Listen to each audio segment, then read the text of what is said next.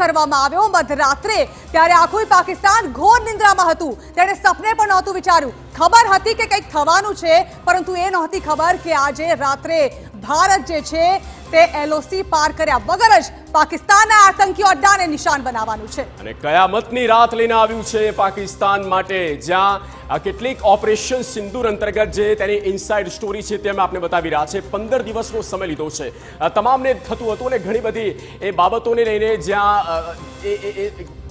બાબતોને લઈને જ્યાં ક્રિટિસિઝમ પણ થયું, વડાપ્રધાનનું કેન્દ્ર સરકારનું પણ 15 દિવસનો સમય તેમણે લીધો છે। અને એટલા માટે જ આ મહત્વપૂર્ણ બેઠક જે 50 બેઠક થઈ અને અંતે આ ઓપરેશન સિંદૂરની શરૂઆત થઈ। બિલકુલ બિલકુલ 15 દિવસ હતી અને જડબાતોડ જવાબ આપવાનો હતો। બેઠકો પર બેઠકો થઈ હતી। CCSની લગાતાર 5 બેઠકો થઈ ચૂકી હતી।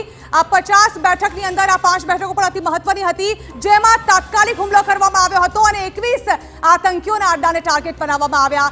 સાથે જ જે અંતિમ પ્લાનિંગ કરવામાં આવ્યું હતું તે 3જી મે કરી લેવામાં આવ્યું હતું, પરંતુ ત્યારબાદ જ્યારે તેને ઇમ્પ્લિમેન્ટ કરવાનું હતું તેની અંતિમ મંજૂરી જે છે એના 2 દિવસ બાદ એટલે કે 5મી મે આપવામાં આવી। જગદીશ, બિલકુલ, અને કોઈ પણ આ પ્રકારના ઓપરેશન થાય છે ત્યારે આ જ પ્રકારે સૌથી મોટી સ્ટ્રેટેજી એ વોર રૂમમાં ઘડવામાં આવતી હોય છે। અને PMO આવાસથી જ્યારે આદેશ છૂટે ત્યાર પછી સૈન્ય કાર્યવાહી કેવી રીતે કરવી તેને લઈને પણ એ મહત્વપૂર્ણ એ આખી સ્ટ્રેટેજી રણનીતિ નક્કી કરવામાં આવતી હોય છે। સમય લીધો છે। ઉરી સ્ટ્રાઇક હોય, ઉરી પર જે સર્જિકલ સ્ટ્રાઇક હોય, ત્યાર પછી પુલવામા એર સ્ટ્રાઇક હોય, અને તેના કરતાં પણ વધારે સમય લીધો હોય તો આ પહેલગામ હુમલાના જવાબમાં લીધો છે, અને તેના ભાગરૂપે આ મજબૂત કાર્યવાહી। બિલકુલ, આ મજબૂત કાર્યવાહી છે અને જે પ્રકારે પ્રધાનમંત્રી મોદીએ ત્યારબાદ ગૃહમંત્રી અને રક્ષા મંત્રી દ્વારા જે નિવેદનો આપવામાં આવ્યા હતા